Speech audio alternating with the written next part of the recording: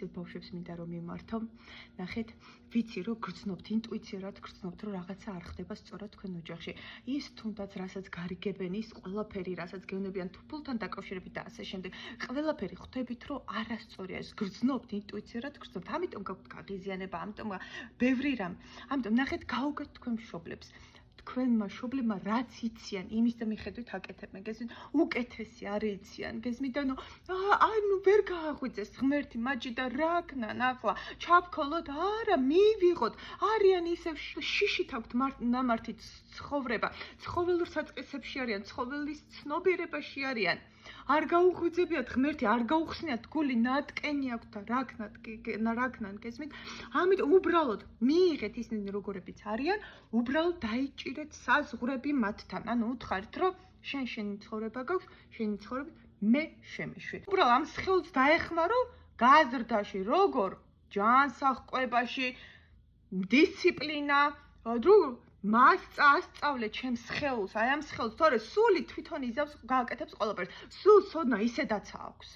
ნახეთ, როდესაც აი მაგალითად მოდიოდნენ ხოლმე ეს ცოტა განსხვავებული სულები, ხო?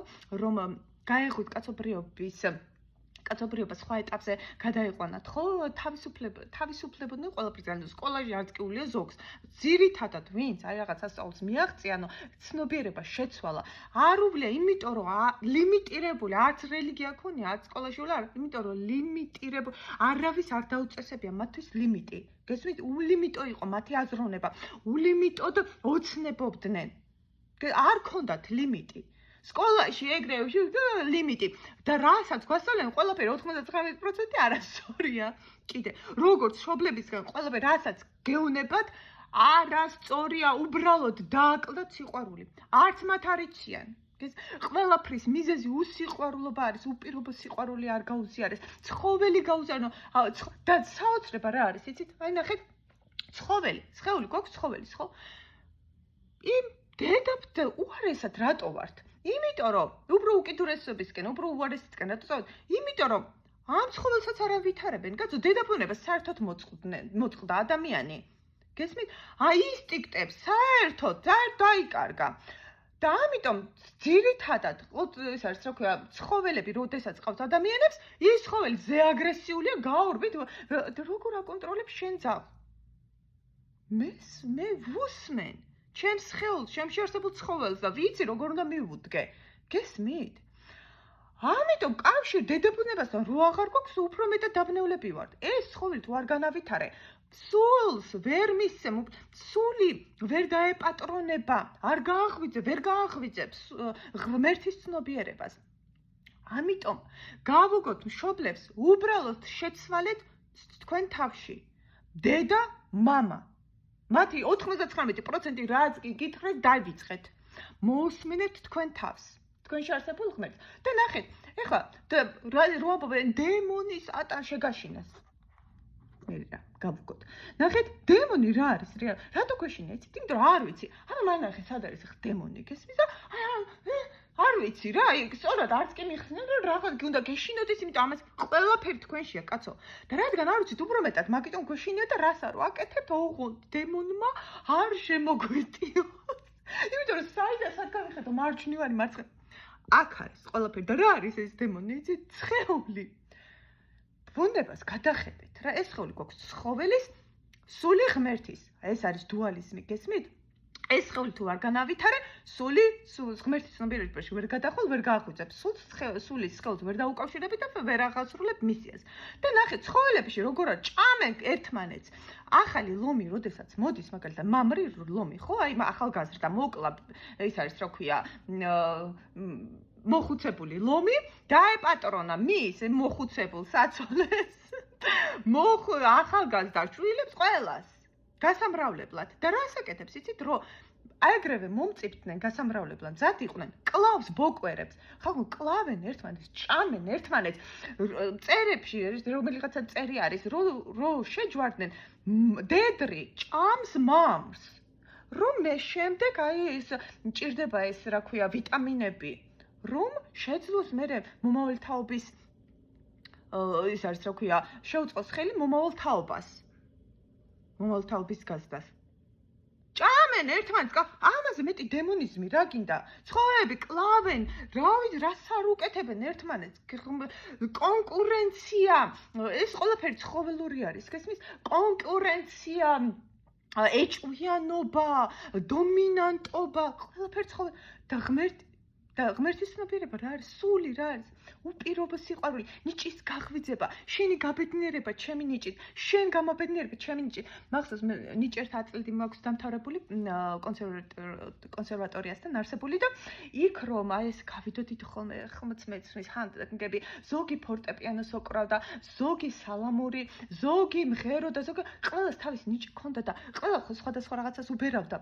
და ერთად ისეთი ჰარმონია ექნებოდა ღმერთო ჩემო, იქ გავლა ჩემთვის იყო, იქ იყო ღმერთი. გესმით? შენი ნიჭია ღმერთი. ასე ვაღვიძებთ, ასე ვკურნავთ ერთმანეთს, ასე ქმნით საუცხოო ცხოვრებას.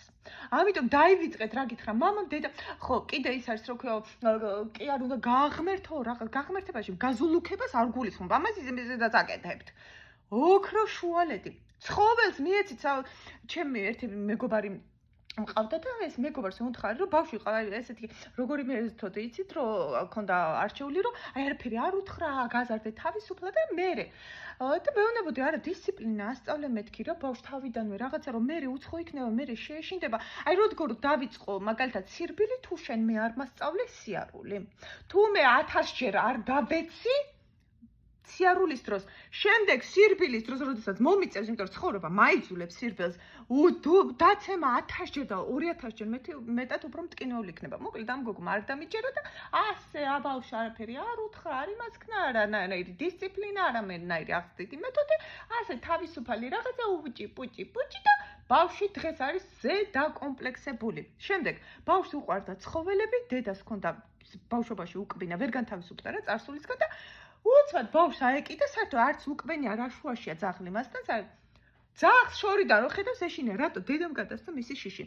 ამიტომ ყველაფერი ახლა რაც გაქვთ, მშობლების ბრალია, მაგრამ აიღეთ საკუთარ, ესე მშობლების ბრალი ასე კი არ გავაგრძელოთ ცხოვრება, ავიღოთ საკუთარ თავზე პასუხისმგებლობა, საკუთარ ცხოვრებაზე, მივხვდეთ არასწორი თუ სწორი, რაც გვაქვს მშობლების დამსახურება ამ ბრალი არის და გამოვასწოროთ დედა, მამა ჩვენში. მივიღოთ ისეთ მივცეთ უფლება, იყვნენ არასწორი, ეს მათი არჩევანი არის, ოღონდ ჩვენ ვისწოვროთ, ვიყოთ მართალნი, საკუთარ თავთან, დააყენეთ თქვენი თავი, ოღონდ ჯანსაღად და ჯანსაღი ურთიერთობა გეცოდინება, მაშინ თუ განიკურნები შენი წარსულისგან. გესმით? აი მაგალითად პარტნიორი ასეთი მყავს, იმიტომ რომ აუცილებელია შენთვის, იმიტომ რომ იგივე ვიბრაციაზე ხარ. გესმის? ანუ შენში რა ტკივილით შენში არის, აი მეორე შენი პარტნიორი ანალოგიო იმაზე უნდა, აი როგორც გაჭერდეს. ანუ უნდა გახსენებდეს, რომ აქ ჭრილობა გაქვს, რომ სწორად შეახორცო. გესმით? ამიტომ მადლიერი იყავი იმ პარტნიორის, ესე იგი რა ძალიან ბევრი გაქვს სამუშაო საკუთარ თავზე. იმუშავებს ის პარტნიორი ჩამოგშორდება. აღარ იქნება შენ გვერდით. აღარ იქნება ადამიანი, ვინც გატკენს. მოვა ისეთი ადამიანი, ვინც გაგაღმერთებს. ოღონდ ჯანსაღად ვგულისხმობ. ეხლა გაღმერთებას რას ვგულისხმობ ადამიანებო, იცი? ნიჭის ზეიმს. გესმით? ნიჭის ზეიმს, უპირობო სიყვარული, პოზიტიურ სიტყვებს, აზროვნებას, ქმედებას, უპირობო სიყვარულით უნდა იყოს გაჟღენთილი ყველაფერი, ჩვენი ცხოვრება.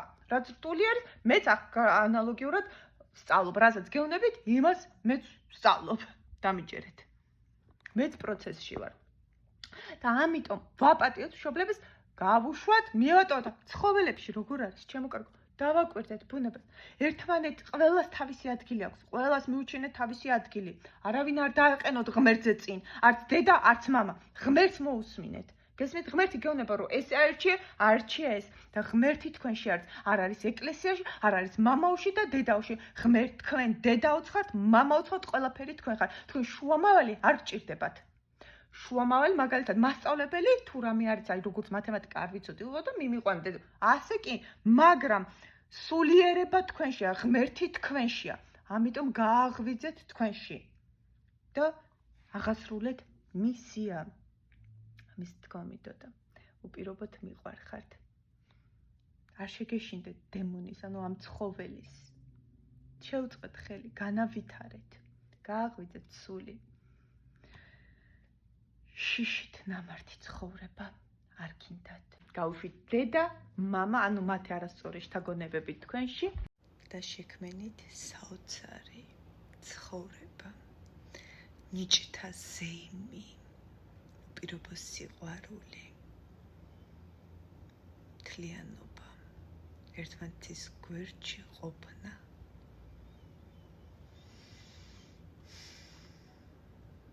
ღმერთით ნაკურთხი ცხოვრება.